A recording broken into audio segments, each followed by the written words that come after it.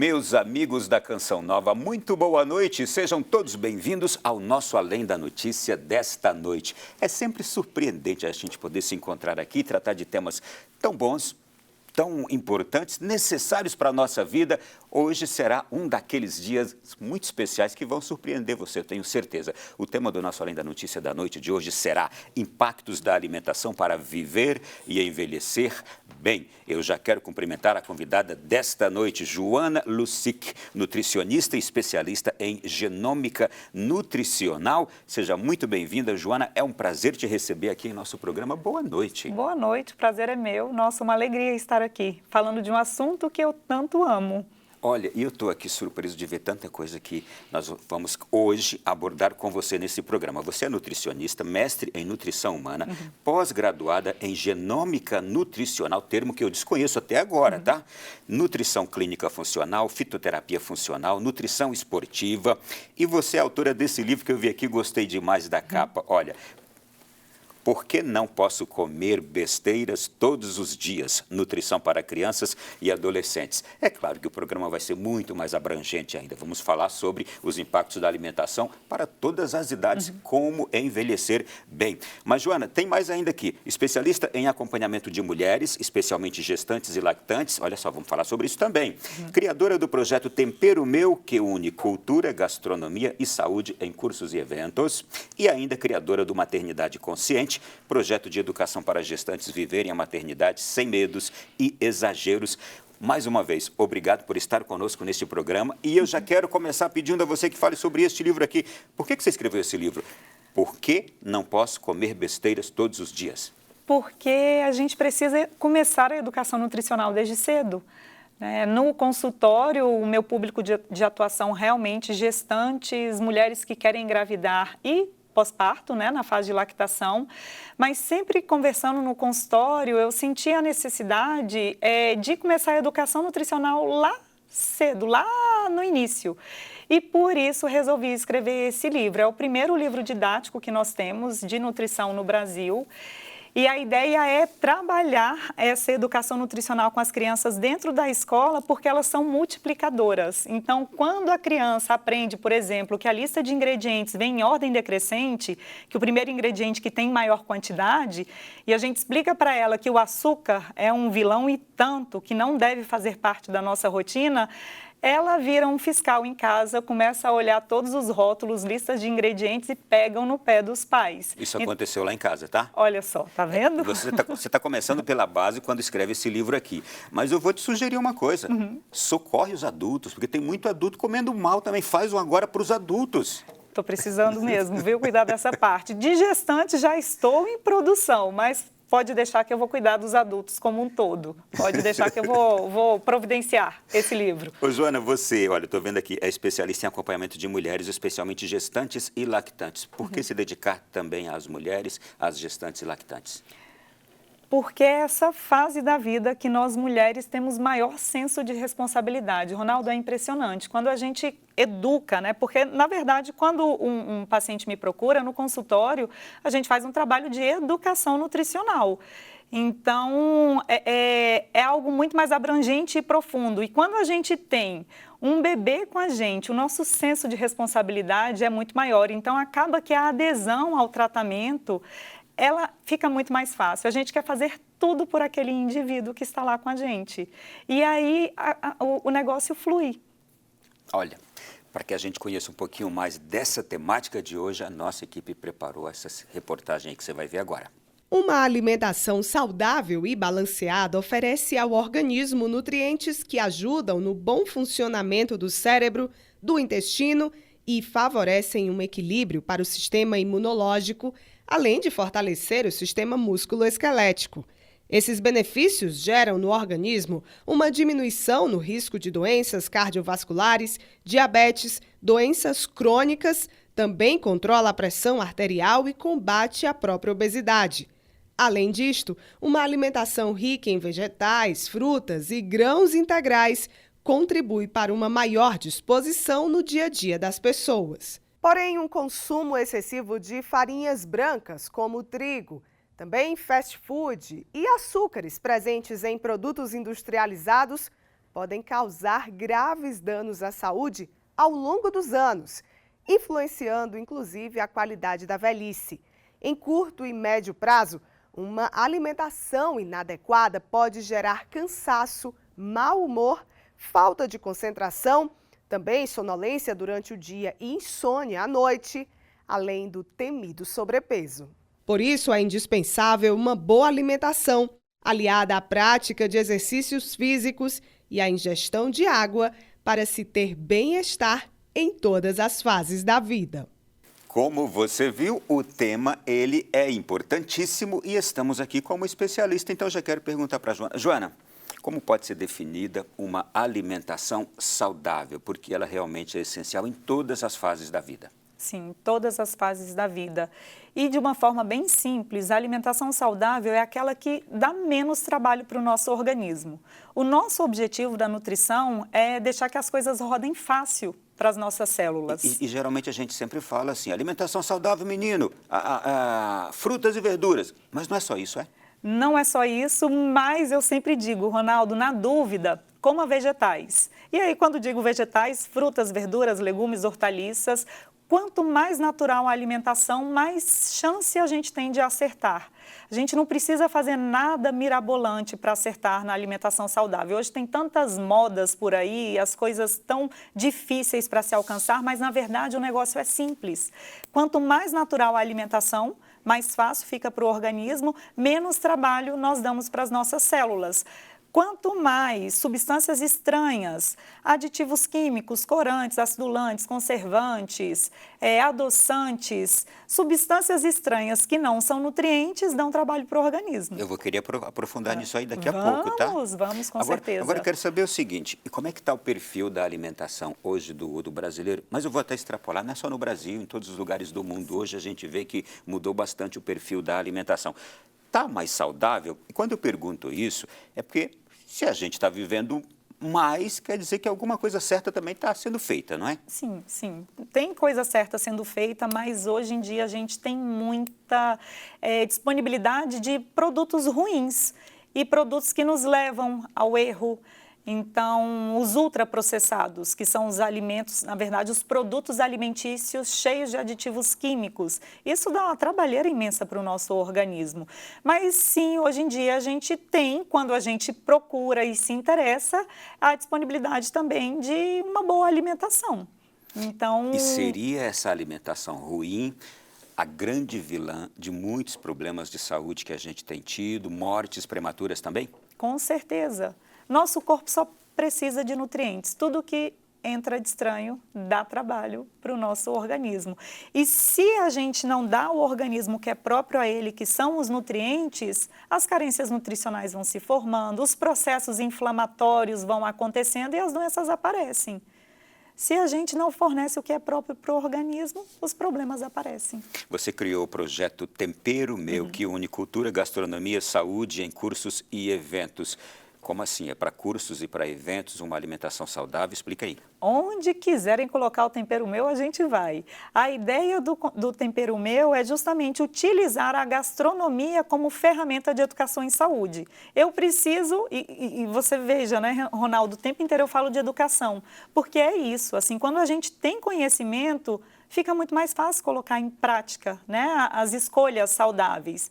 Então, é aproveitar a gastronomia, todo mundo come, né? A culinária é o ato de comer.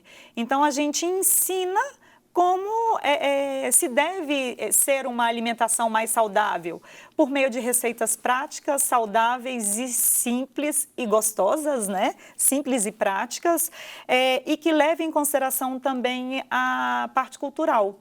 Porque a alimentação não é só um ato biológico, ela é um ato social, um ato cultural.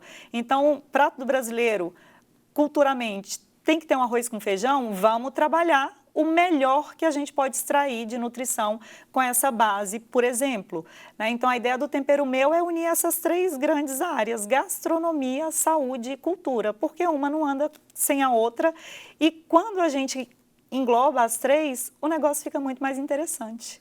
No imaginário popular, é um entendimento de que a alimentação saudável custa mais caro. É verdade isso? E é possível a gente se alimentar bem, sem gastar muito também, porque o poder aquisitivo do brasileiro geralmente não é lá aquelas coisas, né? Exato. E aí a gente tem que ir atrás das feiras, dos CSAs, das comunidades que sustentam a agricultura, tem tantas possibilidades. Esses dias eu estava vendo, né, um biscoito recheado, o preço dele, nossa, realmente muito atrativo, baixíssimo. Mas quando a gente olha ali aquela composição, meu Deus do céu, dá vontade de sair correndo, inflama o organismo, que é uma beleza. Já vou explicar sobre isso também. Mas quando a gente pensa numa alimentação saudável, sim, é possível com pouco dinheiro a gente conseguir também. Ir ao lugar certo, aproveitar os alimentos de época, ao invés de ir para frutas, né, frutas ou vegetais, enfim, cereais, e aí estão na moda, goji berry faz bem para a saúde. Gente, por que não come uma maçã, não come uma pera? Então, trazer esse conhecimento nutricional, aproveitando o que a gente tem aí disponível, né, de acordo com a época, que isso vai, com certeza, baratear a cesta básica também. Eu vou contar para você como é que eu ajo. Quando eu chego no mercado e vejo aqueles alimentos que estão ali, frutas, verduras, legumes, vegetais, que estão mais caros, eu compro aquilo que é o essencial, e o que está mais baratinho naquela época eu compro um monte e vou assim, vou levando. Quando tem alguma coisa mais cara, eu evito um pouquinho mais, levo aquele que está mais barato, se pendurar bem, né? E é isso. E outra vantagem, quando a gente escolhe os alimentos de época, eles têm menos agrotóxicos. E agrotóxicos são substâncias estranhas que dão trabalho para o organismo. Então, acaba que eles têm menos dessas substâncias e eles acabam também sendo, além de mais baratos, mais saudáveis. Tá, dá para a gente procurar, dá para a gente se especializar nessa questão. Você falou aqui, esse primeiro bloco vai ser mais rapidinho, a gente está apontando um montão de coisas que vamos aprofundar já já. Você falou das comidas de moda, dos alimentos de moda, e é com esses que a gente tem que ter bastante atenção e vamos falar disso já já, não vamos? Vamos, com certeza. Então tá aí, você que está acompanhando Além da Notícia, se prepara. O primeiro bloco é mais curtinho, porque a gente tem agora aquele intervalo necessário por causa das propagandas eleitorais, mas voltamos daqui a pouco.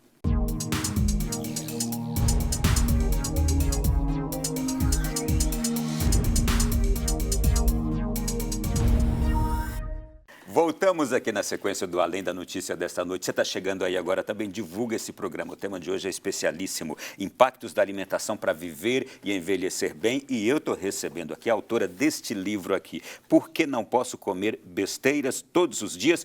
Ele foi escrito para criança, mas nós estamos falando e vamos expandir o tema hoje para você, para a sua idade. Joana, parabéns mais uma vez. Gostei demais do livro, quando eu vi, fiquei encantado com ele. Gente, a Joana, ela é nutricionista especialista em genômica nutricional. Eu tive que pesquisar para saber o que é isto. E vi que é um tema, que é um termo que ele expressa a preocupação justamente com o estilo de alimentação dos nossos dias, a importância, mas vou pedir a você que explique isso, porque eu, no meu melhor, não conseguiria chegar lá. O que é isto, genômica nutricional? Genômica nutricional realmente é uma ciência relativamente nova, e ela nos mostra a interação entre os nossos genes e os nutrientes, e vice-versa. É algo bem interessante. Eu digo que a genômica nutricional, ela refina a nossa conduta. Até então, a gente trabalhou a nutrição sem esse conhecimento de genômica. Mas, Ronaldo, eu faço uma analogia que é muito simples. Quando a gente faz uma dieta, né, um roteiro alimentar, a gente chuta gol. Quando a gente faz esse roteiro alimentar, essa conduta baseada na genômica nutricional, a gente aumenta a chance de acertar esse gol. É mais conhecimento. Eu não dependo da genômica nutricional para ter uma conduta, não é algo obrigatório. Mas se eu tenho a oportunidade, Ronaldo, você não imagina o tanto que eu fico feliz quando eu tenho a oportunidade de trabalhar uma conduta baseada também na genômica nutricional, que digo que não substitui nenhuma das outras ferramentas de avaliação nutricional. Porque, rapidamente, para a gente ter uma avaliação adequada de um indivíduo, nós precisamos avaliar consumo alimentar, sinais e sintomas, os exames bioquímicos, exames de sangue e a composição corporal. Eu digo que o quinto elemento seria o mapeamento genético, que é o instrumento que a genômica nutricional nos traz. Ele não substitui nenhum dos outros, mas se a gente tiver esse quinto elemento, a gente acaba refinando a nossa conduta e aumentando a chance de acertar. O que é esse mapeamento genético, que seria a genômica, não é? O que ele vai descobrir? onde ele vai atuar no conhecimento para que eu possa ter eficácia ou para que eu possa ter êxito naquele meu propósito, desejo de ter uma saúde mais saudável, de ter mais saúde, numa dieta, de eu acertar mais, com mais eficácia? Bom, eu vou dar alguns exemplos, assim, são vários testes de mapeamento genético que temos hoje, de laboratórios diferentes, então, são centenas de genes que são analisados e, por exemplo, trazendo para a nutrição, né, para uma prescrição de dieta, eu tenho, e o meu exemplo, pelo mapeamento genético, eu sei que eu tenho maior capacidade de metabolizar, de aproveitar melhor gordura do que carboidratos e proteínas. Então, quando eu calculo a minha dieta, eu levo em consideração essa informação. Outra coisa que o mapeamento pode nos trazer, se o indivíduo é sensível ou não à cafeína. Tem aquelas pessoas que tomam café 2 horas da tarde, eu sou uma delas, eu vou dormir no outro dia 2 horas da manhã. Sou muito sensível. Isso é por conta de uma incapacidade de metabolizar essa substância. Eu vou te dar um exemplo. Eu tomo café meia-noite e não me impede nada de dormir. Temos aqui 5 minutos depois eu estou bem, estou dormindo. Temos aqui um metabolizador rápido e competente de cafeína e uma aqui que, nossa senhora, é uma vergonha. E que cada realmente... um de nós é diferente. Exato. E isso depende do quê? Da nossa expressão gênica, que é determinada pelo DNA. E é muito importante, assim, quando a gente trabalha com genômica nutricional, deixar claro que a genética não é sentença, não é um destino. A genética, ela é um ponto de partida para termos condutas mais assertivas, porque muitas vezes, quando a gente fala sobre o mapeamento no consultório, aí o indivíduo, não quero fazer não, porque eu vou saber se eu tenho mais chance, por exemplo, de um Alzheimer. Na verdade, que bom que a gente tem a oportunidade de saber se temos uma predisposição genética ou não a qualquer doença, porque a partir daí a gente vai melhorar a nossa conduta, vai ajustar a nossa alimentação para que a gente diminua a chance do problema acontecer. Meu Deus, estou pensando tanta coisa. Então, este mapeamento, ele abre-nos horizontes diversos para cuidarmos da nossa saúde. Exatamente, é isso mesmo. E a relação com a alimentação, em que ponto que é feita, é analisado, como é? Me explica que eu sou realmente um completo desconhecedor do assunto. Claro, vamos lá. Então, por exemplo, eu tenho a possibilidade de avaliar a sua capacidade de metabolizar diversas vitaminas e minerais. Então, vamos imaginar a seguinte situação. Você chega ao meu consultório e aí eu faço um exame de sangue, um exame bioquímico e vejo que você tem deficiência da vitamina B9, que é o folato. Já vou aproveitar e contar que as melhores fontes de folato são os vegetais verdes escuros, e aí eu já cuidaria da sua alimentação pensando nesses vegetais verdes escuros. Só que, Ronaldo, quando a deficiência se instala no nosso organismo, só a alimentação não consegue recuperar. Aliás, leva muito tempo. Então, sempre que eu vejo uma deficiência, é obrigação minha pensar em suplementar. Suplementação com data de início e data de término, para suplementar para o resto da vida.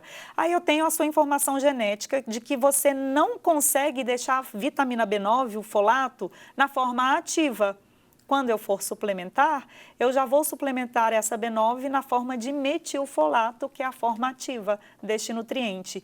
Então, facilita muito a nossa conduta no sentido de eficácia mesmo.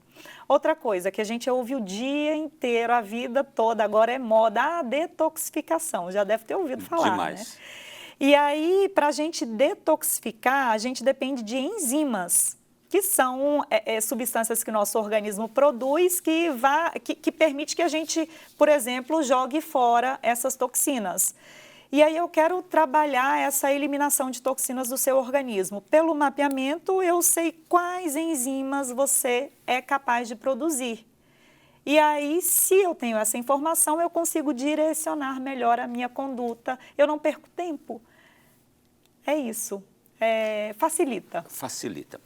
Você, eu vou mais uma vez mencionar aqui, é nutricionista e especialista em genômica nutricional, que vai muito além do que aquela busca que a gente faz e que encontra com mais frequência hoje, que é de um nutricionista para nos orientar na nossa alimentação, na busca de uma dieta que me dê resultado e etc. essa especialidade aqui e o acesso à genômica nutricional é um pouquinho mais difícil hoje, não é? É um pouquinho mais difícil. Não é algo barato de jeito nenhum. Eu digo que, como é uma parte nova, né, da nutrição, a genômica nutricional, realmente ainda não é acessível, mas hoje é mais acessível do que era, vamos supor, aí há 6 anos atrás. Quando esses testes de mapeamento chegaram no Brasil, eles analisavam 5, 6 genes só, num universo de milhares, então nem era tão interessante assim. Hoje em dia a gente consegue trazer para a prática clínica, mas o custo ainda não é baixo e não querendo tirar o mérito da genômica, que é a parte de nutrição que atualmente eu mais estudo e que é muito interessante quando a gente consegue colocar na prática. Eu consigo também ter uma conduta muito bem feita sem a genômica nutricional, partindo daquele preceito de que uma alimentação saudável é a alimentação mais natural, né, sem aditivos químicos. Mas, claro, se eu tenho conhecimento da genômica nutricional, aí eu aumento a chance de sucesso. Ô, Joana, você sabe como é que eu estou me sentindo aqui? Assistindo aqueles filmes de ficção científica, quando se tenta, por exemplo, forjar um super soldado, quando se está analisando ali o genoma, os genes, a genética de um determinado ser humano, alguma coisa assim. E agora eu te pergunto, a outra pergunta que para mim também vai ser muito esclarecedora, qual é a diferença entre nutrigenômica e nutrigenética? Há diferenças? Há diferença. A genômica nutricional é o termo mais amplo. Aí temos a nutrigenética, temos a epigenética também, que aí é outra área dessa genômica nutricional, mas a nutrigenética é como os nossos genes respondem ao nutriente.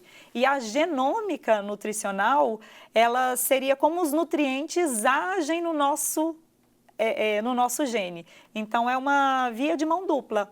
E aí tem outra área da genômica, que é a epigenética, que a gente não tem alterações lá no DNA, mas na forma de expressar esse DNA, que é o que mais acontece hoje em dia. Por que que na genômica nutricional a gente fala que genética é 35%, genética não é destino. Estilo de vida são os outros 65%. Então, eu tenho a minha genética e eu posso expressar genes melhores ou piores de acordo com o meu estilo de vida. Por isso que a alimentação é tão importante, né? Porque dependendo da qualidade da alimentação, eu posso deixar a minha genética se comportando melhor ou pior. E só uma coisa, Ronaldo, voltando nessa história da ficção científica... Eu continuo lá, tá? Você está falando, eu continuo lá. Gente, eu lembro, eu dava aula há 15 anos atrás, e aí a primeira aula de nutrição clínica funcional era o slide: nutricionistas do futuro deverão conhecer genômica nutricional. Eu achava isso tão utópico, tão fora da realidade, hoje eu já consigo aplicar. Claro que ainda tem muito conhecimento aí para se descobrir. Eu brinco que na genética, eu acho que se a gente conhecer 10% hoje é muito, mas graças a Deus com esses 10% a gente consegue melhorar a conduta. Mas lá atrás eu achava que era uma utopia que a gente nunca conseguiria colocar na prática clínica, e hoje conseguimos. Uma outra pergunta bastante curiosa, esse bloco está sendo assim, hein? Dieta do tipo sanguíneo, funciona? Dieta do tipo sanguíneo, há muita controvérsia ainda em relação a ela, assim, e muitas vezes as pessoas confundem, a dieta do tipo sanguíneo, então é a mesma coisa da dieta do DNA, que a gente não consegue, aliás, não gosta de usar esse termo, assim, simplista, porque não é algo simples.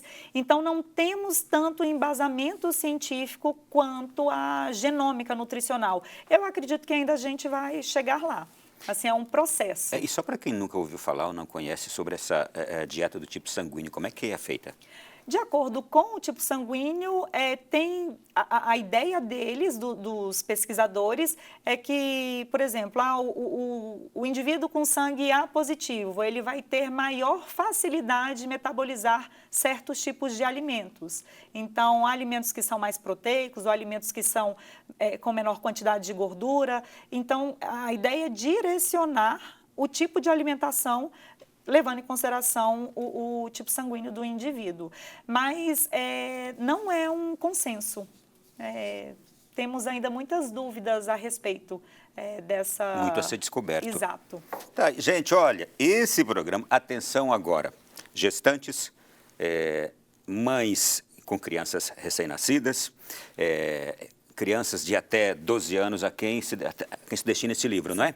O próximo bloco vamos dedicar um pouco mais a essa temática toda aqui, a alimentação para gestantes, mulheres lactantes, para crianças em geral, e vamos falar também ainda no programa de hoje sobre a alimentação em geral para nós adultos, como envelhecer. Eu estou preocupado com isso, eu quero envelhecer bem, eu quero chegar bem, saudável, animado, disposto, sem doenças daqui aos próximos 20, 30, 40 anos. Então a gente volta já para falar sobre isso.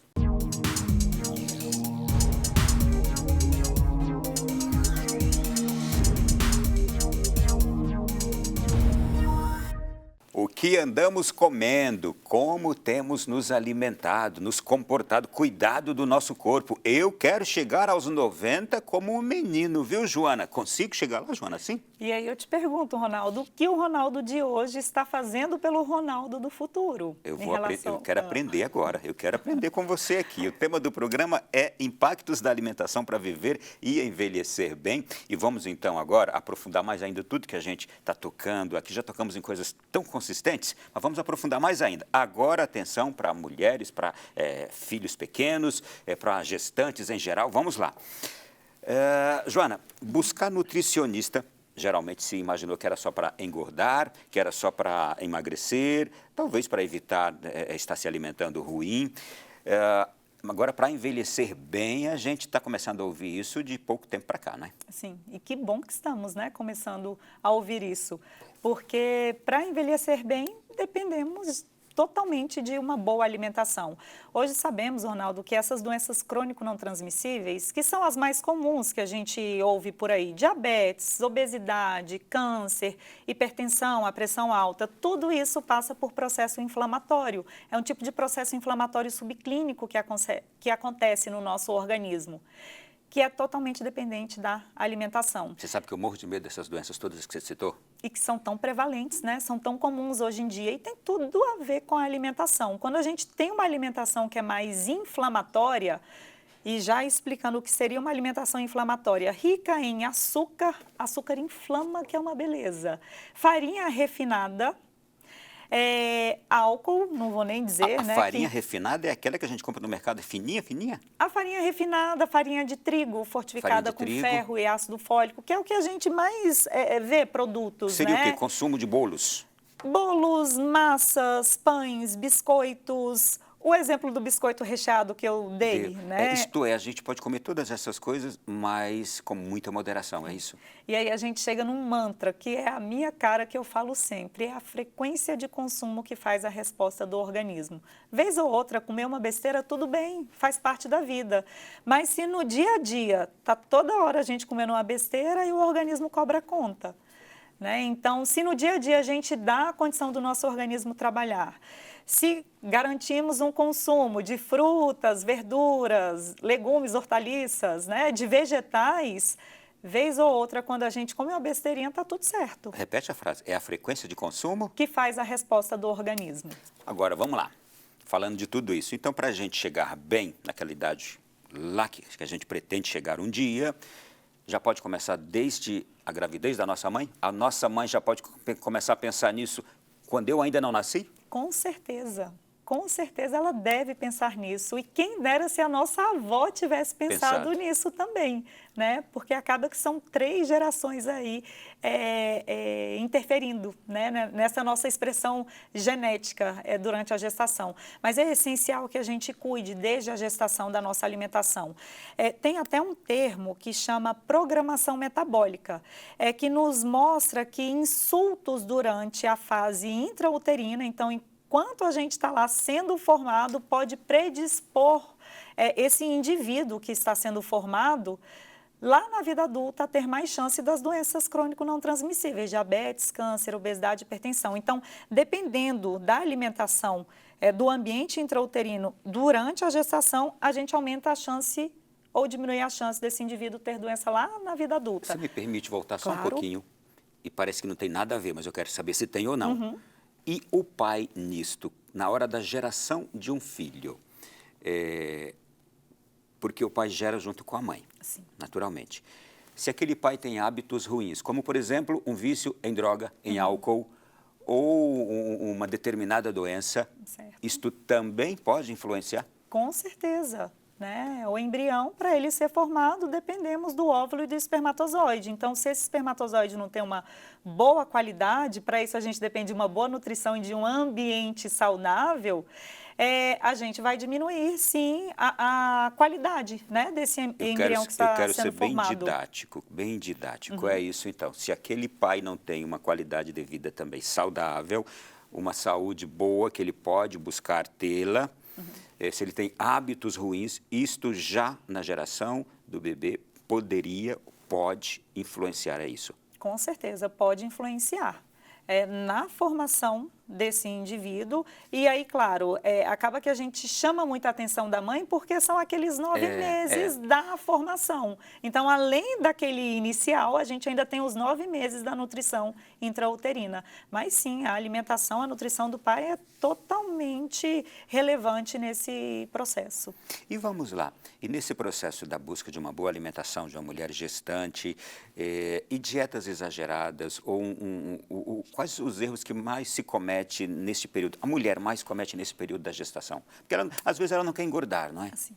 E nem precisa engordar tanto, e essa é uma preocupação, assim, digo que a primeira que quando elas me procuram, né, nesse sentido de melhorar a alimentação durante a gestação. Maior preocupação, não quero ganhar muito peso, mas na verdade o que a gente tem que ter claro, se tivermos boas escolhas alimentares, hábitos de vida bons, dormir cedo, uma boa qualidade do sono, praticar atividade física, avaliar os exames bioquímicos e ajustar a suplementação de acordo com a necessidade daquela mulher. Se tivermos todos esses cuidados, o ganho de peso é consequência dessas escolhas alimentares saudáveis. O organismo, ele se autorregula nesse ganho de peso. Então, se a gente tiver uma boa alimentação, o peso alcançado no final da gestação, ele vai ser referente a esse cuidado que a gente teve. Vou dar meu exemplo. Pela referência teórica que temos hoje no Brasil, eu teria que ganhar 14 quilos na gestação. Eu fiquei com 8. Meu Deus do céu, mas só isso? Mas, na verdade, eu fiquei muito tranquila porque eu fiz boas escolhas alimentares, tive bons hábitos de vida e, claro, os exames, né, de ultrassom, enfim, me mostraram que estava tudo bem com a minha filha. Muitas vezes, essas referências que vieram de fora, elas complicam um pouquinho esse nosso acompanhamento. Graças a Deus, o Ministério da Saúde já está mudando isso, já apresentou a nova curva e a gente vai ter uma prática mais fácil em relação a essas recomendações. Deixa eu tocar no outro assunto aqui que hoje a todos nós se tornou uma preocupação permanente, é o quê? Emagrecer, isso é saudável, isso é uma coisa boa, preocupação. Buscar imunidade alta, não é? Buscar uma boa imunidade, prevenir doenças, etc. e tal. E para isso a gente procura remédios, procura ervas, suplementos, uma porção de coisas. Quais cuidados se deve ter na hora dessa busca, que a busca é boa, a intenção é boa, não é? A intenção é boa, mas antes de começar essa busca, devemos cuidar da base, que é a alimentação. É isso, é cuidar da base, que é a alimentação. Ter um intestino bem funcionante. Não adianta nada a gente ir em busca de suplementos, de fitoterápicos, se a gente não consegue absorver bem, se as bactérias intestinais não estiverem bem comportadas lá no nosso intestino. Rapidamente, lá no intestino, deveríamos ter 1/3 de bactérias que são boas, 1/3 que são ruins, todo mundo tem esse 1/3 que causa confusão, e 1/3 de bactérias que vivem como as outras. Toda vez que a gente se alimenta mal, come muito açúcar, come besteira, enfim, toda vez que não temos uma alimentação adequada, essas bactérias que se comportam como as outras passam a se comportar mal, comprometem parede intestinal, favorecem sintomas que muitas vezes não conseguimos correlacionar com a alimentação e muito menos com o mau comportamento das bactérias. Então, antes da gente procurar aquele suplemento, aquele fitoterápico que pode realmente ajudar a um equilíbrio, né, orgânico, ao equilíbrio do nosso organismo, a gente tem que cuidar com carinho do nosso intestino. E para isso devemos o quê? Comer bem. Na dúvida, coma vegetais. Olha, a gente de vez em quando vê reportagens de que uma determinada erva, um determinado suplemento provocou um problema de saúde sério, já até levou a fatalidades. Quando é que se comete erros nessa questão? Ronaldo, é quando a gente se automedica, né? Não podemos, assim, mesmo que é uma erva ali que a gente pode comprar sem uma recomendação de um profissional, mas por ser erva, por ser fitoterápico, a gente tem substâncias ali ativas e que muitas vezes podem não fazer bem para certo organismo. Tudo vai depender da dose, da quantidade e do tempo de uso. A gente tem que ter muito cuidado com esses fitoterápicos e aquela história, ah não, a minha amiga está tomando, vou tomar também. Cada organismo é um universo. Então, cada organismo responde de uma forma. A gente volta aonde? Na genética. Vai que eu não me dou bem com aquela substância e isso traga algum problema. Então, essa história da automedicação, ela é muito perigosa. E tem vários suplementos, vários fitoterápicos, que quando a gente olha a lista de ingredientes, não só de alimentos a gente deve olhar, mas também a lista de ingredientes desses produtos, tem tanta química, tem tanta coisa ruim que não vale a pena a gente tomar. Então, tem muitos produtos bons, mas tem muitos produtos ruins também. E eu te perguntei isso porque recentemente a gente ouviu especulação de nome de uma artista famosa, uma enfermeira morreu no começo desse ano por causa de uma dessas ervas que provocou hepatite. Eu ouvi, se não me engano, no ano passado, uma atleta boxeadora brasileira também, que parece que teve alguma coisa com esse tipo aqui de dieta ou de busca de fortalecimento de imunidade, não sei. E tudo isso preocupa. E, como você disse, fazer nada disto aqui sem um acompanhamento de uma especialista, né? Perfeito. Isso é muito importante, porque o conhecimento, de novo, a gente volta na parte da educação, né? Então, o especialista está ali buscando informações, conhecimento, para entender como que aquele suplemento, aquele fitoterápico vai agir naquele organismo e conhecer cada organismo. A prescrição ela tem que ser individualizada. Há alguma dessas ervas ou fitoterápicos que você chama mais a atenção, que podem provocar malefícios e que as pessoas continuam consumindo normalmente? Olha, são tantas possibilidades, deixa eu me lembrar aqui por exemplo, vou trazer para gestantes, que você disse que a gente ia chamar a atenção agora.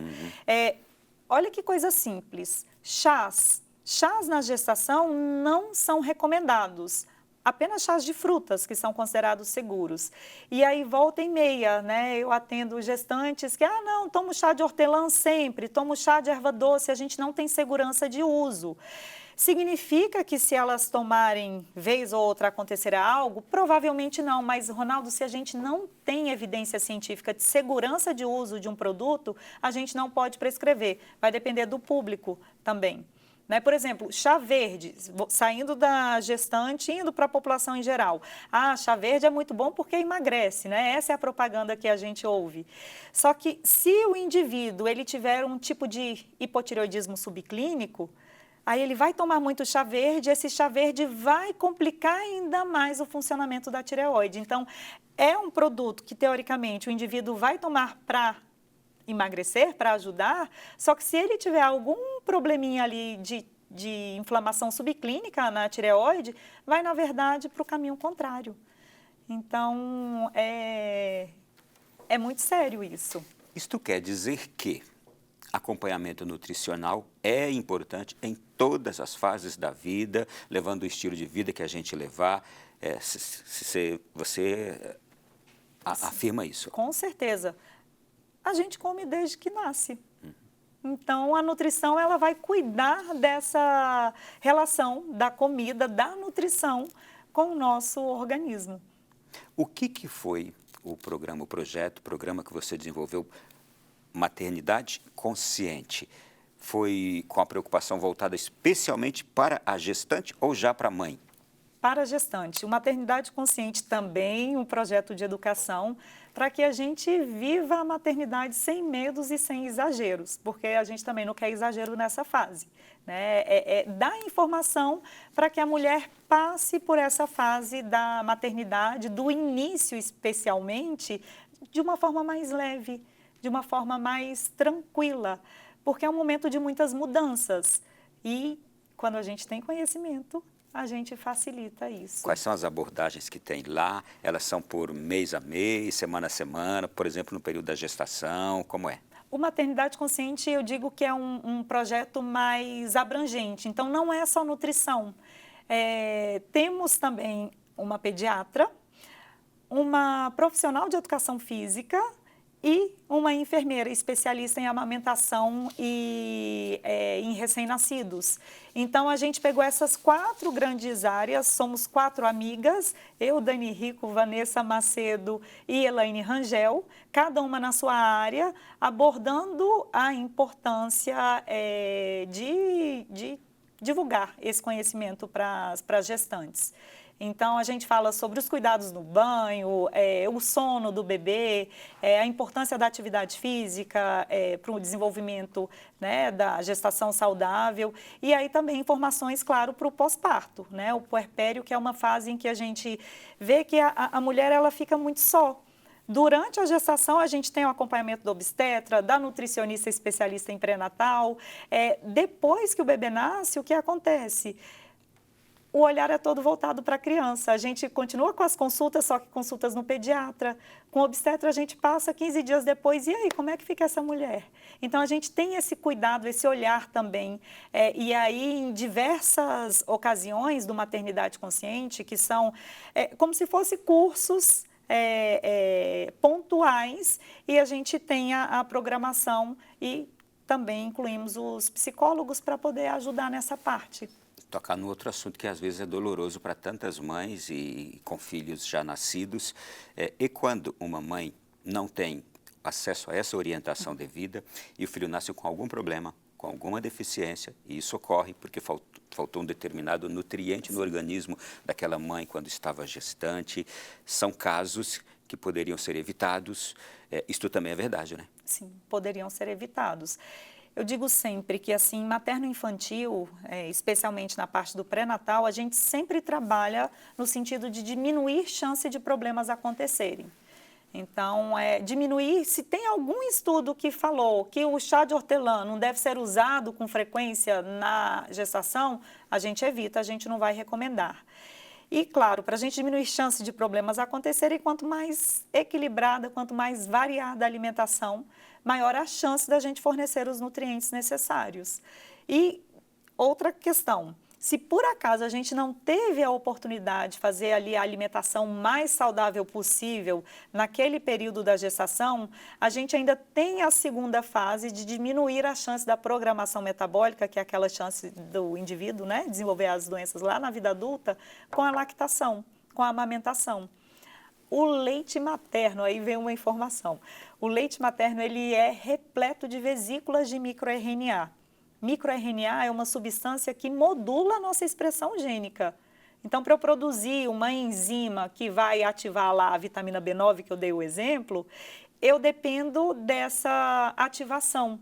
Então, o leite materno ele tem tantos benefícios, a gente sabe de tantos benefícios do leite materno hoje em dia, muito dependente esses benefícios dessas vesículas de microRNA, ele é repleto. Então, se a gente não teve a oportunidade ali de fazer da melhor forma na gestação, toda hora a gente tem chance de dar o melhor para essa criança. E aí temos essa segunda chance no processo de amamentação. Já está pacificado o período em que a criança deve ser alimentada com o leite materno? Existe um período máximo? O mínimo eu já ouvi que são 6 meses, não é? O ideal, exatamente, o mínimo, não é? O ideal de alimentação, de aleitamento materno exclusivo, 6 meses, o ideal. Exclusivo, não precisa dar papinhas. Nada. A partir dos 6 meses, a gente começa a introdução da alimentação complementar, lembrando que até 1 ano de idade, mesmo com a introdução da alimentação complementar, o leite materno continua sendo o principal alimento, porque muitas vezes isso gera também uma ansiedade, aí a mãe começa a oferecer. O alimento e a criança não aceita muito bem.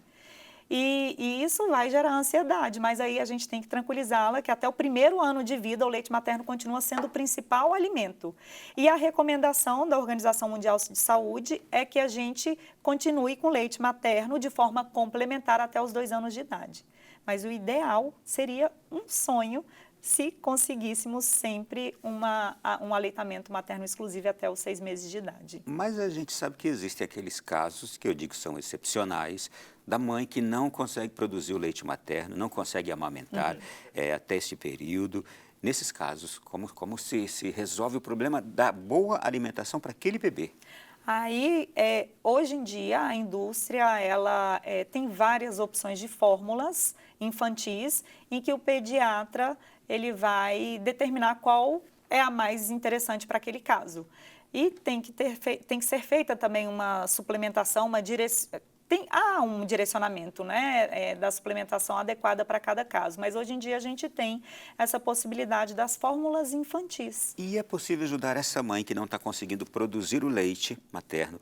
É possível ajudá-la na alimentação dela para que ela produza? Sim, a alimentação é essencial, né? Para produzir leite, Ronaldo, se gasta mais energia por dia do que para se produzir criança.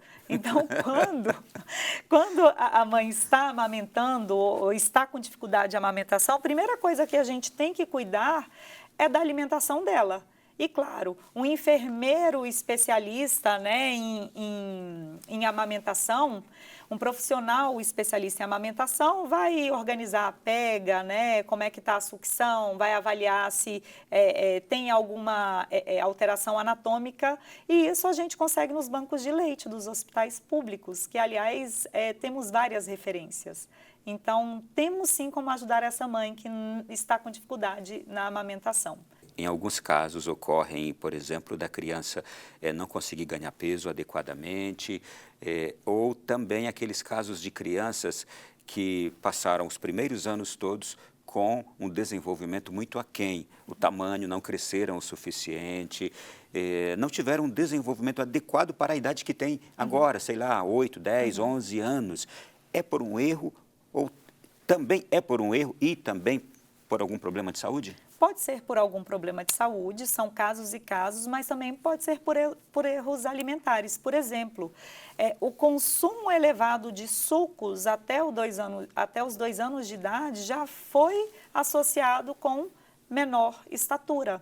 Por quê? O suco ele tem menor quantidade de energia e o estômago da criança pequenininha é muito pequeno. E a capacidade gástrica, então, é menor. Então, se a gente ocupa aquele estômago com uma maior quantidade de alimentos que tem pouca densidade energética, a gente pode comprometer esse ganho estatural. E esse suco estaria naquela lista de alimentos não aconselháveis, e dependendo se é o natural ou se é o artificial? O artificial a gente não aconselha nunca. O natural, vez ou outra, tudo bem. Tudo depende da frequência. O que a gente tem na literatura é que quantidades acima de 240 ml por dia pode se associar com baixo ganho estatural. Então, artificial, jamais vamos recomendar. Agora, o suco natural, vez ou outra, só que é aquela história tradicional, não é porque é tradição que é o melhor. Não sei se acontecia isso na sua casa, mas a organizar a lancheira, sempre tinha lá o lanchinho e o suco acompanhando. Não tem por que esse suco ser obrigatório. Olha aqui que maravilha que a gente tem água. O organismo precisa de água. Você sabe que eu estou me lembrando da minha lancheira, é incrível. E tinha o tal do suco. Tinha a minha também. E era o que suco, aquele artificial. Ah, meu Deus do céu. Mas eu acho que de vez em quando ia o natural. Mas estou lembrando disso agora aqui. E é isso, assim, vez ou outra uma besteira faz parte da vida. Tudo vai depender da frequência. Mas eu me lembro muito, na minha infância, a gente consumia muito aquele que suco. Muito, muito. E esse aí deve ser descartado realmente. Eu lembro das besteiras também que eu consumia, não vou nem dizer aqui. Vamos sair agora de um extremo para o outro. E as crianças com sobrepeso, que naturalmente a gente sabe que não é saudável, porque ocorrem esses sobrepesos, são descuidos mesmo? Muitas vezes sim, diria que na maioria das vezes descuido. Tem algumas síndromes genéticas? Tem, mas o sobrepeso ele é muito decorrente da qualidade da alimentação e da frequência de consumo de besteiras. Os produtos ultraprocessados, que são riquíssimos em açúcar, por exemplo, a gente pega essas rosquinhas, esses biscoitos de água e sal, creme cracker. Primeiro ingrediente é farinha refinada, segundo ingrediente é açúcar. Lembra que disse que as substâncias que mais inflamam, né? Uma das substâncias que mais inflamam, aliás, a que mais inflama o organismo e que está relacionada com desenvolvimento de doenças crônico não transmissíveis, inclusive obesidade, é o açúcar. Açúcar e farinha refinada, olha que dobradinha. Você colocaria nessa lista, portanto, esses biscoitos doces? Sim. E também esse água e sal? Água e sal. Quando a gente olha lá a lista de ingredientes, e essa acho que é a principal dica que eu posso dar, olha a lista de ingredientes. É algo muito simples, mas que nos traz um poder para melhores escolhas assim impressionante. Então a gente compra um biscoito de água e sal, farinha refinada, açúcar e um monte de aditivo químico. Nosso organismo não precisa de aditivos químicos, só precisa de nutriente, então dá trabalho para o organismo. Farinha refinada e açúcar inflamam muito. Então observem sempre os rótulos, isso é muito importante. Dica prática. Lá no rótulo, a gente tem a tabelinha nutricional. Olhem as fibras. Se o alimento for fonte de carboidrato, como biscoitos, pães, massas, a quantidade de fibras por porção, o ideal é que ela seja acima de 3 gramas. Então, isso diminui a chance da gente errar. Outra coisa importante, olhem o sódio. A quantidade de calorias por porção, ela sempre tem que ser maior do que a quantidade de sódio por porção. Então, essas duas dicas, olhar a quantidade de calorias relacionando ao sódio, olhar a quantidade de fibras, né, associando também à porção e ler a lista de ingredientes. Se tiver um monte de nome estranho que minha avó não consumia, que ela não reconheceria, eu não devo consumir. E se tiver açúcar e farinha refinada, e lembrando que açúcar, Ronaldo, extrato de malte, frutose, maltodextrina, o açúcar ele vem cheios de possibilidades aí, de nomes disfarçados. Então a gente tem que ficar atento a isso também. Meu Deus, vamos lá. Eu quero ainda, antes, para esgotar também essa questão da alimentação das crianças, eu me lembro que desde a década de 80, a doutora Zilda Arnes, fundadora da Pastoral da Criança, ela criou a multimistura e que cientificamente foi comprovado, salvou a vida de milhões de crianças nos lugares mais pobres do Brasil. Que tem essa multimistura da Pastoral da Criança ali, que milagrosamente evitou que muitas crianças perderem a vida e hoje são muitos adultos que estão aí, não é? O que você acha que tinha ali de essencial? Nutrientes. É isso, a multimistura, o nome já diz, né? Um mix de nutrientes que regulam e que são essenciais para o crescimento dessas crianças. Então, crianças que não tinham acesso a uma alimentação variada, equilibrada, e para a gente fornecer nutrientes para o nosso organismo na quantidade adequada, a alimentação ela deve ser variada. E se a gente tem uma dieta monótona, a gente não consegue fazer essa oferta. Então, por exemplo, para o crescimento das crianças, claro, a gente depende de todos os nutrientes. Pela definição, nutriente ele é essencial à vida, é obrigatório o consumo. Se eu tenho uma deficiência de cálcio, eu vou ter problemas, por exemplo, uma osteoporose. Se eu tiver deficiência de zinco na fase de crescimento, eu vou crescer menos, né? O déficit estatural. Essa multimistura, ela era repleta de nutrientes. Então, ela entraria, eu poderia dizer, como um suplemento dessa alimentação, favorecendo um equilíbrio. E por isso esse sucesso todo. E há décadas e continua ainda sendo utilizado nas regiões mais pobres do Brasil. Vamos lá, gente. Olha, foi apenas o terceiro bloco do nosso programa. Temos mais um ainda para falar de assuntos diversos. E este próximo bloco agora, nós vamos trazer questões muito atuais. Vamos falar muito desses alimentos da moda aí, os fast foods, as coisas que enganam o nosso organismo, enganam a nossa saciedade. Enganam não, até que abastecem bem, mas as consequências é que a gente não está analisando, não é? Então, daqui a pouquinho a gente volta para falar sobre isso também aqui no próximo bloco do Além da Notícia de hoje.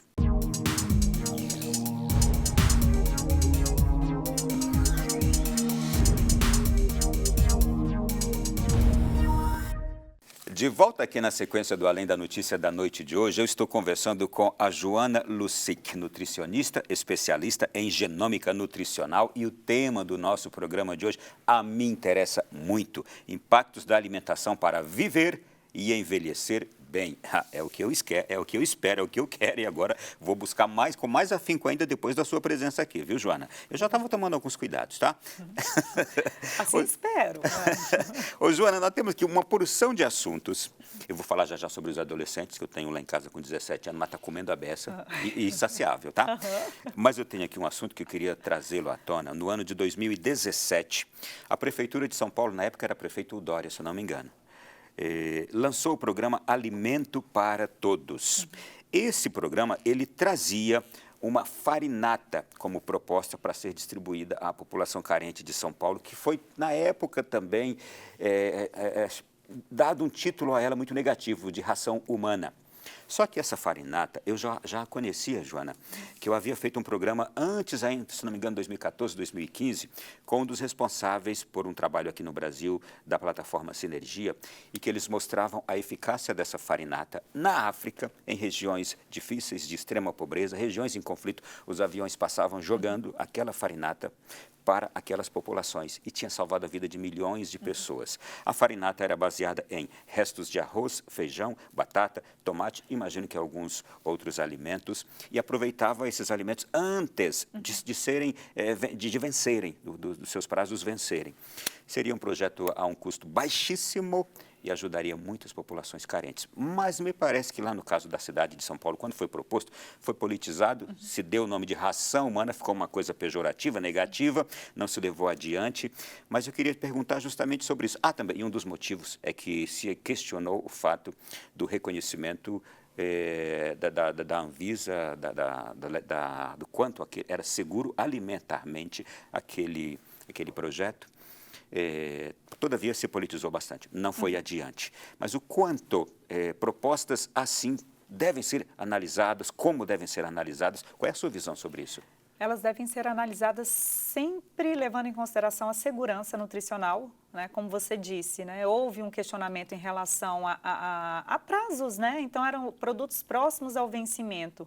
Então como é que ficava essa segurança nutricional? E outra coisa, Ronaldo, a gente tem um guia alimentar aqui no Brasil.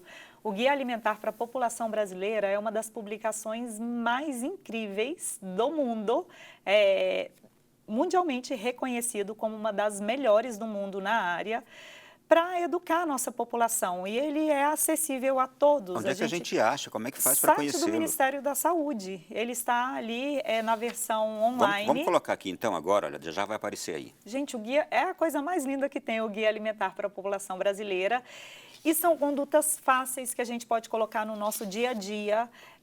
Muito do que a gente falou aqui, enfim, que eu levo para a minha vida profissional, vem do Guia Alimentar. Né? É um norte mesmo para a gente colocar em prática a alimentação saudável de uma forma barata, simples e eficiente. Então, antes da gente pensar nessas possibilidades, que muitas vezes são muito importantes, é colocar o básico no dia a dia. E talvez, gente, se até houvesse um esforço para se melhorar essa proposta aqui, não se teria rejeitado uma proposta como essa aqui, que na África salva milhões de vidas. E olha que a gente tem necessidade em regiões do Brasil de auxílio alimentar para populações carentes também, não é? Mas aqui se politiza tudo também. Mas vamos lá, lamentavelmente. Vamos seguindo. Eu tenho um menino em casa com 17 anos que está querendo comer tudo.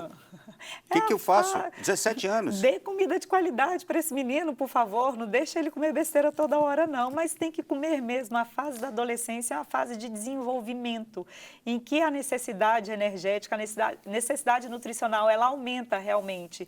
Mas é um momento também da gente pegar na mão e mostrar realmente o que é bom e principalmente, Ronaldo, com conhecimento, porque você determinar para o adolescente, né? Não, você tem que comer isso. Tá, mas por que eu vou comer? Né? Você está passando por isso lá. Então, é cuidar da qualidade e contar o porquê de se comer bem. Mas tem que comer muito mesmo. E é importante o acompanhamento, no caso de adolescentes assim, a prática de exercícios físicos para ajudar, né? No desenvolvimento pleno, né? Com certeza, para os adolescentes e para todos nós. Mas nessa fase, a atividade física ela é essencial. Vamos lá.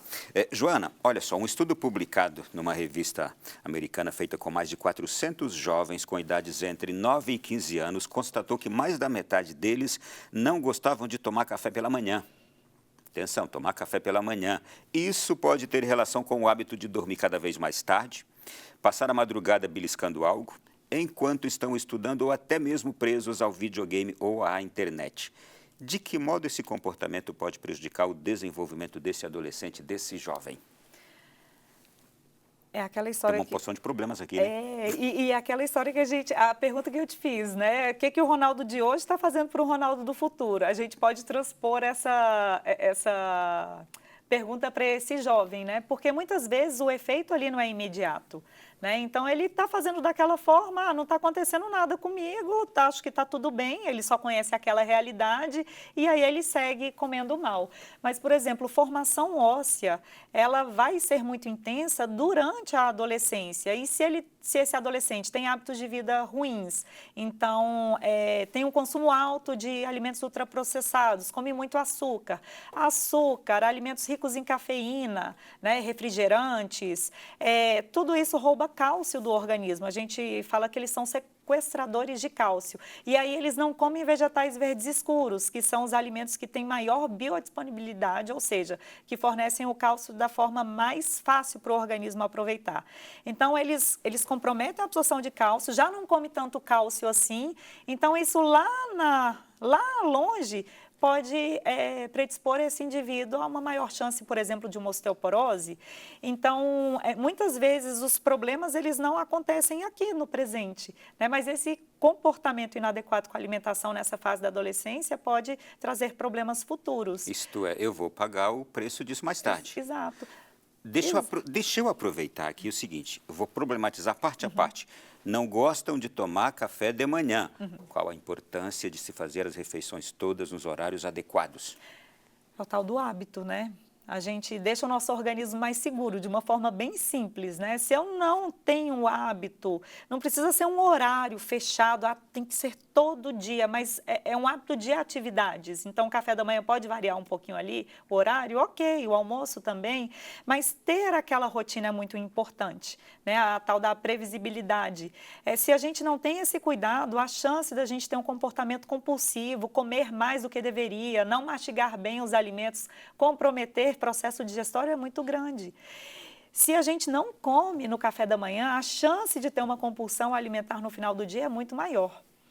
Mas também não pode ser qualquer café da manhã, né? A gente tem que garantir proteína no café da manhã. Meu exemplo é sempre ovo no café da manhã, assim, é uma opção ótima, né? De uma forma bem geral, né? Claro. Mas se a gente não come proteína, e muito menos se a gente não faz o café da manhã, a chance de chegar ali 6 horas da tarde morrendo de fome, comendo tudo que vê pela frente, é muito maior. Dormir cada vez mais tarde. Eu sei que tudo isso tem consequência neste envelhecer bem, né? Com certeza. Dormir cada vez mais tarde. Quando é que a gente está recuperando, regenerando, fazendo uma verificação, o organismo, né, fazendo uma verificação de que tudo está trabalhando bem ou tem que fazer algum reparo em alguma célula, em algum órgão, durante o sono. O sono é muito importante para esse reparo. Então, a gente vai dormindo cada vez mais tarde, a gente vai comprometendo a regulação de todo esse ciclo, né, que a gente tem, o ciclo circadiano. E isso vai gerar problemas, vai gerar processo inflamatório. O cortisol, que é o hormônio mais inflamatório que a gente tem, sobe toda vez que a gente tem cortisol alto. Se favorece acúmulo de gordura na região abdominal. Diminuição de massa magra, o adolescente está lá preocupado com a massa magra dele, né, com os músculos.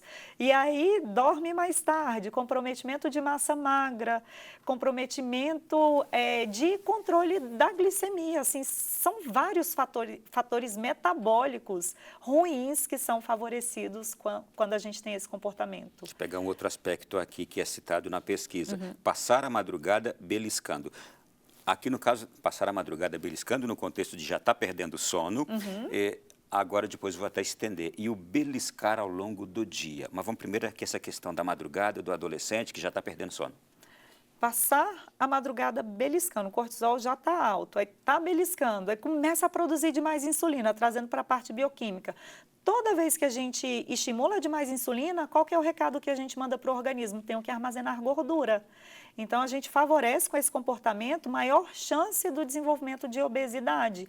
Outra coisa, adolescentes eles deveriam estar o quê? Estudando, né? Quando a gente não dorme, quando a gente não tem uma boa noite de sono, a gente compromete a ação da acetilcolina, que é o neurotransmissor essencial para fixação de memória. Como é que esse adolescente vai bem na escola se ele não dorme bem? E aí causa toda essa resposta inflamatória no organismo beliscando. E é hábito, né, Ronaldo? Quando a gente fica beliscando essas coisas doces, essas besteiras, a gente estimula o centro dopaminérgico no nosso cérebro, que é aquele centro de prazer imediato. Então, você come e tem aquele prazer. Só que aí vem toda uma resposta que é trabalhosa para o organismo. Aí o que o indivíduo faz de novo? Daqui a pouco, quero esse prazer fácil de novo. Aí toda hora fica beliscando. Só que isso vai causando cronicamente muito problema. Agora, rapidamente, tirando o foco do adolescente, dessa problemática aqui mencionada agora, uma alimentação saudável ao longo do dia, isto é, comer nas horas certas e beliscar entre uma refeição grande e outra, isso é bom, né? Depende do quê? Esses dias eu estava vendo a lista de ingredientes de uma barrinha de cereais, uma das mais famosas que a gente tem. E que se orienta muito essa questão da barrinha de cereal, né? Se a barra de cereal tiver uma composição boa, esse beliscar entre as refeições, se for um produto de boa qualidade, ok. Mas eu estava vendo a barrinha de cereais. O primeiro ingrediente era açúcar, aí tinha uns 3 ingredientes, aí vinha o xarope de malte, que é açúcar, vinha a maltodextrina, que era o açúcar também, depois o açúcar mascavo. Eu concluí que se faltasse açúcar em casa, era só triturar a barra que estava feito. Olha, eu estou perdido, porque eu resolvi fazer isso, só que eu não leio o que está lá. Esse guia que você falou, tem? Tem. Então tá bom, vou ler o guia. O guia, ele mostra justamente isso. Ler é a regra de ouro. Preferir os alimentos mais naturais possíveis e sempre ler a lista de ingredientes para a gente não errar. Tem produtos bons no mercado, mas quando a gente prefere uma fruta com oleaginosas, castanhas, por exemplo, é mais interessante do que uma barra de cereais. Que o sonho da barra de cereais era ser a fruta e as castanhas. É o sonho dela. Não é. Então, vamos ficar com a fruta e com as castanhas. Gente, fica com essa, tá? Sabe qual era o sonho da sua barra de cereal? Ser uma fruta ou uma castanha. Troca, então. Exato. Joana, eu nunca vi tanta gente com intolerância, com alergia, como nesses tempos agora. O porquê de tanta intolerância e tanta alergia? Intestino, tadinho, está sofrendo tanto, né, com essa alimentação ruim, cheia de química, de aditivos, de açúcar. E aí, quando a gente não tem uma parede intestinal bem formada, a chance de substâncias estranhas passarem para o sistema circulatório e ativarem o sistema de defesa é muito grande. Nosso intestino, ele tem células dos enterócitos que deveriam estar bem juntinhas assim. Quando a gente não tem uma alimentação muito boa e as bactérias não se comportam bem, aquelas, né, que se comportam como as outras não se comportam bem, a parede intestinal ela vai ficando assim, ó, cheia de fendas. E aí substâncias que normalmente não entrariam passam a entrar. Ativa o sistema de defesa, vem aí uma alergia alimentar. A alergia alimentar ela é muito associada à proteína. A intolerância não, ao carboidrato. Então, tem os intolerantes à lactose, por exemplo. A lactose é o açúcar de leite e derivados que, quando quebrado, forma glicose e galactose. Então, naturalmente, com o passar do tempo, a gente vai diminuindo essa produção de lactase, que é a enzima que quebra a lactose. Em relação às proteínas, então as proteínas que são mais alergênicas, proteína do leite, tem muita gente que tem problema, mas não é verdade absoluta para todo mundo e hoje em dia a gente vê o quê? Quando tem dietas da moda, tem que tirar o glúten e o leite. Não, isso não é verdade absoluta, não serve para todo mundo, a gente tem que ter muito cuidado com a generalização. A minha próxima pergunta seria essa, o leite animal, um alimento que hoje parece que está causando essa alergia ou essa intolerância, o que aconteceu com o leite animal? A menos que eu seja realmente um grande desconhecedor, mas raramente eu ouvia falar que o leite animal provocava qualquer reação ruim ao organismo. O produto está cada vez pior em então relação à qualidade. É que não é o leite puro que sai do animal, é o leite da caixinha, não é? Quem dera, né, se a gente tivesse uma vaca, né, no nosso quintal. Se a gente criasse uma vaca no apartamento, resolveria, né? Exatamente, eu teria que criar lá no meu apartamento também. Então o problema é o da caixinha. O problema é o da caixinha. Se a gente olha de novo a lista de ingredientes do leite da caixinha, tem o leite, claro, como de se esperar, o primeiro ingrediente, mas tem diversos aditivos químicos juntos. E outra, Ronaldo, tem estudos aqui no Brasil que já foram foram feitos e mostraram que, além dos aditivos químicos no leite da caixinha, quando ele não é orgânico, ele tem outros contaminantes que não declarados no rótulo, substâncias estranhas que dão trabalho para o organismo. Teoricamente, a proteína do leite, ela já é mais trabalhosa para o organismo. Agora, se ela vem acompanhada dessa coisa toda que é trabalhosa para o organismo, de todas essas substâncias, aí realmente... Deixa eu te mostrar algo, deixa eu te falar algo que é irônico. Você está falando de lactose, glúten, uma porção de coisas aqui. A indústria alimentícia vem produzindo muitos produtos falando para as pessoas que já está sem a lactose, sem o glúten, que podem consumir, etc. e tal. Mas não é irônico que é essa mesma indústria quem produz, o que provoca também essas coisas, essas consequências todas? É muito irônico. E o pior, aí fazem uma propaganda imensa, ah, não, esse produto sem glúten é melhor. Aí a gente vai ler a lista de ingredientes do produto sem glúten, riquíssimo em farinha refinada, que é uma das substâncias que mais inflamam. Tem cheios de aditivos também, químicos. Então, é ler rótulo. Olha, parece redundante, mas eu vou te perguntar de novo. Produtos cheios de química, conservantes, e aqui entra conservantes em geral, entra refrigerantes, entra sucos, alimentos transgênicos, os impactos na nossa saúde. Eu vou pedir a você que repita isso novamente, porque é preciso que a gente fale bastante vezes isso. Claro, não, com certeza. Eu vou começar com uma observação. Assim, claro que isso não é fácil hoje em dia. A gente tem mais possibilidades, mas sempre que a gente tiver a oportunidade, preferir alimentos orgânicos. Por que isso? Os orgânicos, para eles se desenvolverem, eles têm que se virar. Então, a uva, vou dar o exemplo da uva. A uva orgânica, ela está lá exposta a fungos, por exemplo, ao clima. Quando a uva é exposta a fungos, ela produz mais substâncias de defesa. Ela quer se proteger contra o fungo. A substância que a uva produz para se proteger contra o fungo é o resveratrol, que é tão famoso, que falam, né, tem que beber uma taça de vinho por dia por conta do resveratrol. Não leve isso tão, né, ao pé da letra. Mas a uva, por exemplo, ela é famosa pelo resveratrol, e para você ter uma ideia, a uva orgânica ela tem 4 vezes mais resveratrol do que a uva não orgânica, justamente porque essa é uma substância de defesa. Onde eu quero chegar?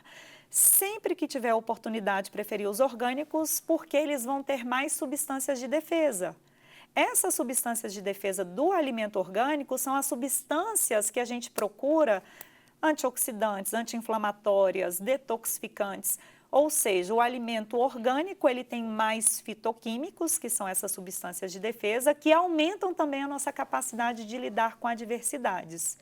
Então, voltando para a sua pergunta, em relação ao alimento transgênico, hoje em dia o que a gente tem, né, de mais oferta de transgênico aqui no Brasil é soja e milho. A questão é que esses transgênicos, eles têm maior capacidade, eles são mais... resistente a agrotóxicos. Agrotóxicos são substâncias estranhas para o organismo. A gente já sabe que não são nutrientes, então não são bem-vindas. E o agrotóxico faz o quê? O papel de defesa. Então, esses alimentos, eles têm menos fitoquímicos. Então, olha só, o alimento que não é orgânico, ele tem agrotóxico, que dá uma trabalheira para o organismo, e ainda tem menos fitoquímicos, que são as substâncias que aumentam a nossa capacidade de defesa. Eu tenho um amigo médico que diz assim, fuja dos enlatados, dos empacotados, dos plastificados, dos agrotóxicos. Existe alguma coisa para amenizar o efeito do agrotóxico no nosso organismo? Porque a gente pode até, às vezes, estar consumindo algo com agrotóxico e não sabe também, né? Primeiro, deixa eu elogiar seu amigo, que ele é um sábio, tá? E outra, em relação aos agrotóxicos, o que a gente tem que ter para o nosso organismo? A gente tem que ter uma capacidade boa de eliminação de toxinas. O agrotóxico é uma toxina.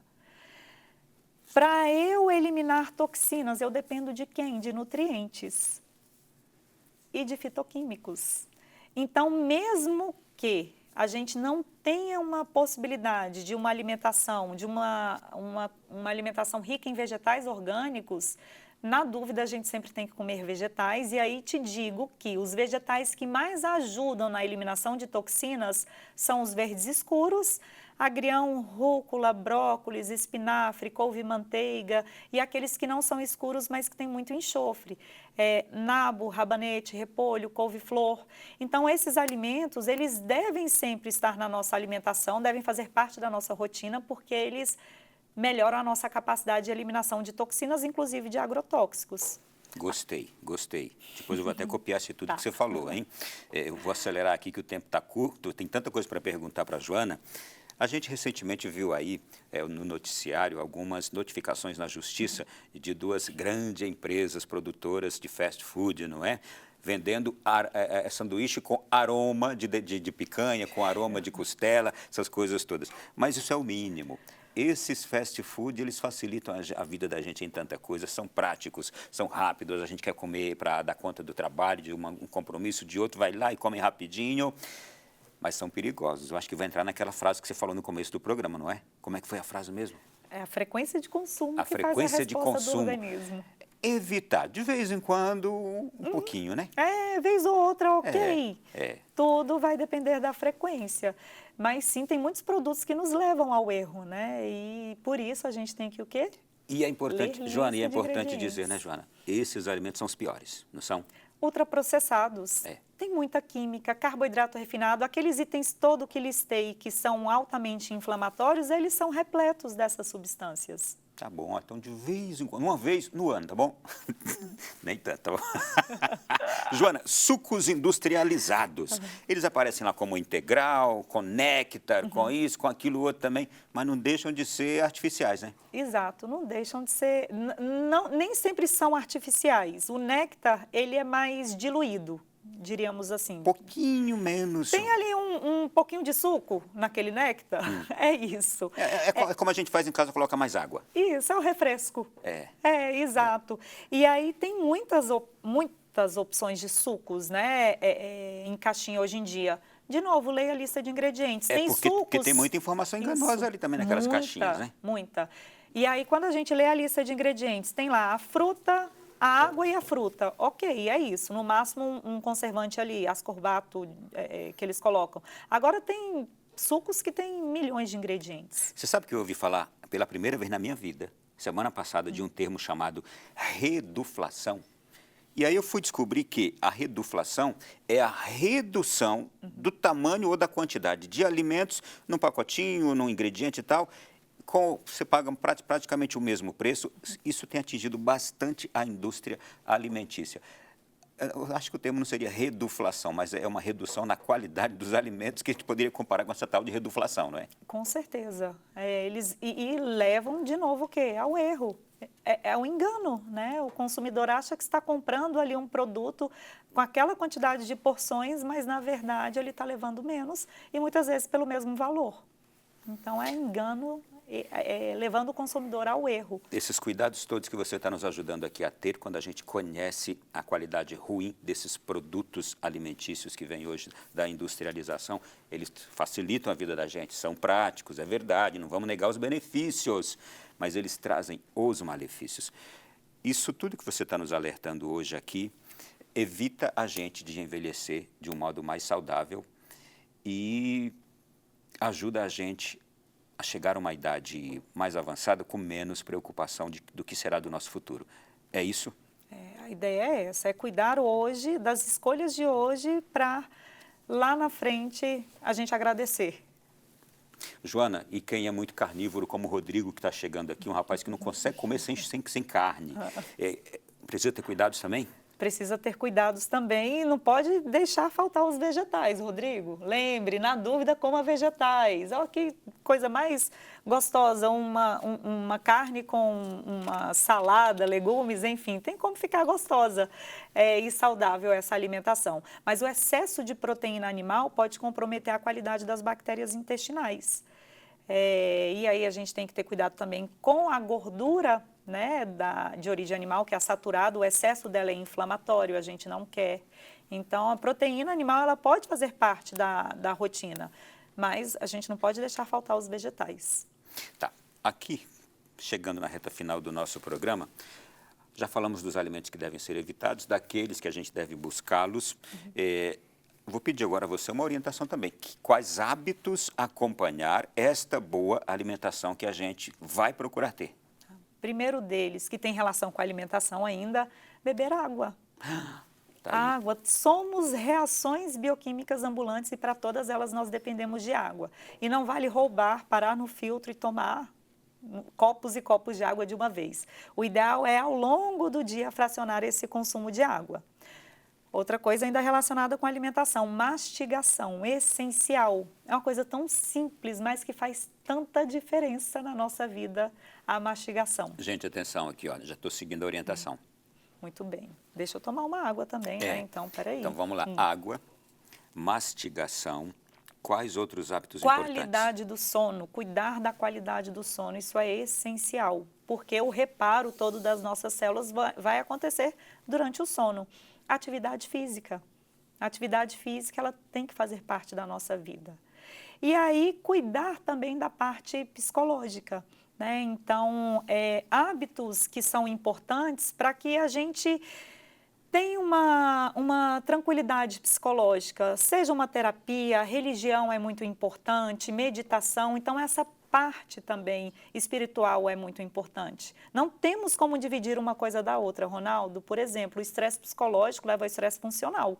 Cortisol aumenta, processo inflamatório que a gente falou tanto aqui hoje é favorecido. Então a gente tem que cuidar de todas as frentes. Nós temos doenças muito recorrentes na saúde das pessoas. Diabetes, hipertensão, gastrite, para todas as pessoas que têm esse tipo de doenças aqui, talvez outros que você venha a mencionar agora. O que você orientaria de alimentação, a melhor alimentação hoje para pessoas que já enfrentam essas enfermidades? Lá vou eu de novo, hein? Vamos voltar, né? Caprichar nos vegetais, verduras, legumes e hortaliças, importantíssimo. Eu estou vendo aqui que não dá para viver sem eles. Não dá, porque é isso, Ronaldo, é simples. A gente não tem que reinventar a roda. É fazer o básico que dá certo. Variar bem essas verduras, legumes e hortaliças, caprichar no consumo de água, mastigar bem os alimentos e evitar o consumo frequente dos alimentos ultraprocessados que são ricos em açúcar, farinha refinada, gordura trans, que é uma gordura que nem existe naturalmente, foi inventada pela indústria e tem produtos como biscoitos recheados, sorvetes, enfim, tem vários produtos que têm essa gordura trans e cuidar também evitar o excesso de gordura saturada, que é a gordura de origem animal. Então, é básico, assim, esse cuidado, não é difícil, assim, a gente colocar em prática, é o simples que dá certo. Gente, eu conversei com a Joana Lusic, autora deste livro aqui, Por que Não Posso Comer Besteiras Todos os Dias?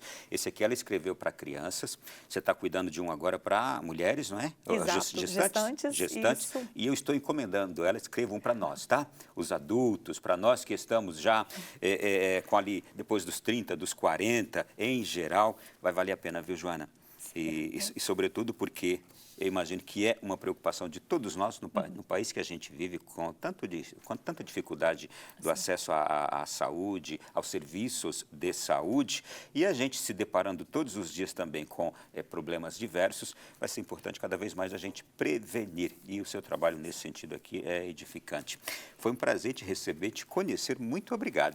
Eu que agradeço, foi, nossa, muito agradável a nossa conversa. Obrigada pela oportunidade. E obrigado por estar aqui conosco e nos trazer essa riqueza de conhecimento. Olha, eu quero agradecer a você que esteve conosco também aqui no Além da Notícia. Agradeço a Joana. Se Deus quiser, na próxima semana voltaremos com outro tema aqui em nosso programa. Fique com Deus. E esse programa já pode ser revisto no nosso Canção Nova Play. Pode ir lá acessar, rever e mandar para outras pessoas também, ok? Grande abraço, até semana que vem.